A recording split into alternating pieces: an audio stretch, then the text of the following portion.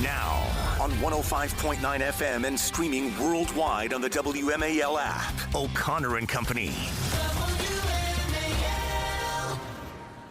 It is 7:36 now, O'Connor and Company, plugging along here on a very busy Tuesday morning. Coming up at 8:05, are we going to have to call him Your Excellency? Matt Whitaker, now the U.S. Ambassador to NATO, friend of the program, frequent guest. Now that he's an ambassador, he's a big shot. Usually he comes on and he gives me a hard time. Julie, I'll be on my best behavior. I want an invitation to Brussels after all. Yes, exactly. At 8:35, Joe Concha will join us, talk about the mayor's race in New York. That's Julie Gunlock. I'm Larry O'Connor. And joining us now, another friend of the program, Roma Daravi. She, of course, is the spokesperson at the Kennedy Center, and for the last several weeks, she's heard this glorious sound in the halls, echoing, resonating through the... Can I tell you, in all my years working in musical theater, this is my favorite show. And Roma, I never got to work on this show. It was at the Schubert in Los Angeles, the theater that I managed, a year before I got there. So I never did a run of Les Mis. So I'm very jealous of you right now. Congratulations on a triumph. Oh, thank you, Larry. Well, I can't get you to Brussels, but I can get you to the Kennedy Center. And Les Mis is over, but we have a lot of really, really great programming around the corner. So it's an exciting time at Kennedy Center. We definitely want to talk about the stuff you've coming up, but I think it's worth noting because there was so much attention on this particular booking of Les Miserables, and so many of the people, some of the actors made noise that they were going to boycott and they weren't going to show up and that no one was going to come. This was a triumph. Tell us some of the stats. Did it sell out the entire time, basically? It really did, Larry. We were between 95 and 99% capacity of the theater for every single performance. Wow. Our planned revenue goals exceeded far beyond what we had set for us. We're at 135% of that goal. We, of course, had an amazing opening night fundraiser with a special guest of honor, President Trump and First Lady Melania Trump. That raised $10.2 million, all of which is going directly back into the center with no strings attached. By the way, a lot of the fundraising efforts, they come with a lot of strings attached.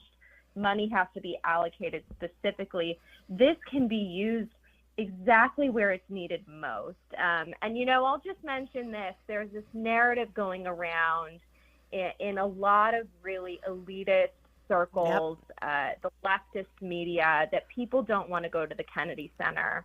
That couldn't be farther from the truth. Yeah. The run of Les Mis had 85,000 patrons enter our halls. We've had other record-breaking evenings. We've had other record-breaking fundraisers. Just in the last month, we broke the fundraising record for the 4th of July event. We opened it up to the community, not to just donors, not just to the elite, but to the community. We had an open event for the first time that was truly opening our doors. And so that's really what is important for people to know that are listening today. Try your best to ignore the lies out there and focus on the facts and hear from the people in the theater themselves. The artists are so talented. The people that are working in the halls truly cherish the arts, including our new president, Ambassador Grinnell. He is working day in and day out to make this place as best as it can be. That's great to hear. And real fast, when they say people aren't going to the Kennedy Center, they mean their kind of people aren't going to the Kennedy Center, their pals. And I just want one other thing, Julie, as I throw it to you.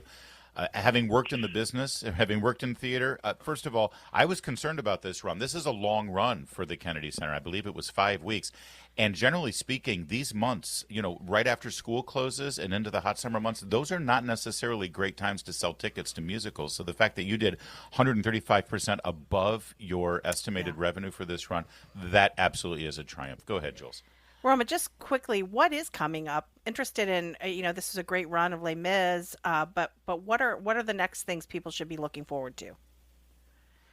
Oh my goodness! Well, I am so excited for all of the families that are out of school right now and looking for things to do with your kids. Bring them to the Kennedy Center. We just opened Sesame Street the Musical. The shows are not at 8 p.m. like most musicals. They're in the morning. They're throughout the day. There is a special Cookie Monster luncheon special in our cafeteria at the Kennedy Center. So super fun for all the kiddos. And I would just say you're not going to let Elmo scream his like racist, anti-Semitic stuff, are you, on the stage at the Kennedy Center? Do we have some kind of control over that? Well, we are definitely keeping it clean for the children, so okay, there's no concern there. You gotta watch Elmo. All right. Well, the puppets do what the puppets do, but this Kennedy Center is family friendly. That's a whole different it's guest an old spot. showbiz axiom. Puppets do what puppets do. Yes. Getting off the there's a lot going on that might have been concerning in the quote unquote family theater before, and we are making sure that does not happen anymore, not under this Kennedy Center. Well, and this fall, this next season, you've got Spamalot, you got Chicago, you got Moulin Rouge, fresh from the Broadway run, and also Back to the Future from the Broadway runs. I'm looking forward to those shows as well. Although I am concerned about Mrs. Doubtfire. Doesn't that classify as a drag show? Oh, Larry, I love that you asked that because the people need to hear it.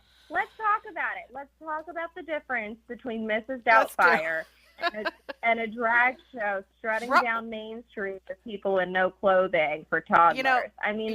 Roma, with that Larry, I think you're ready for a guest hosting position. Yeah, here. Seriously, that's you've picked up the culture of the show already. We know Roma and I have known each other for many years. Fast, Roma, we talk about theater obviously because I love that stuff, but the National Symphony Orchestra is absolutely transcendent. There's something about being in that theater and hearing that I think the finest symphony orchestra in America, if not on the planet. Incredible conductor. Maestro is brilliant. I got to see 2 concerts so far this year. I plan on seeing some more. What else can you tell us about what's going on with the National Symphony Orchestra, which is really a hidden gem here in D.C.?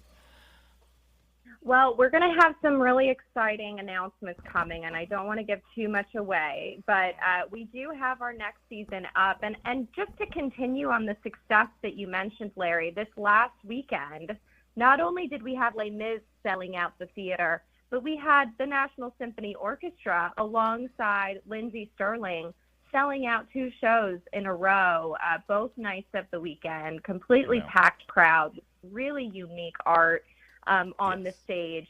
So the symphony is not just for classical music lovers. There are pops concerts where we bring in modern talent like Lindsey Stirling, and they play alongside the orchestra. It is an unbelievable experience. Everybody leaves that show being just totally dumbfounded by what they saw on that stage. It brings every song that these artists play to a whole new level. And so I would just encourage everybody over the summer. The NSO plays at Wolf Trap, which is a beautiful outdoor venue. So we've got a great partnership with them. And, at the end of the day, the Kennedy Center is an extremely unique art institution. It's not Carnegie Hall. We have different types of programming. Inside of our building, there's comedy, there's ballet, there's theater, there's opera. So there is truly something for everyone. And this Kennedy Center is for everyone. Really one thing that your listeners will be surprised to hear all of this, I'm sure, because the old Kennedy Center never used to come on WMAL. They didn't talk to this portion of the community. It's a big shift. And so we are talking to new people. We are bringing in new patrons. Everyone, certainly the old, are welcome to stay, and we hope they do. But it's really important that everyone feels like they're being included in what is America's cultural center.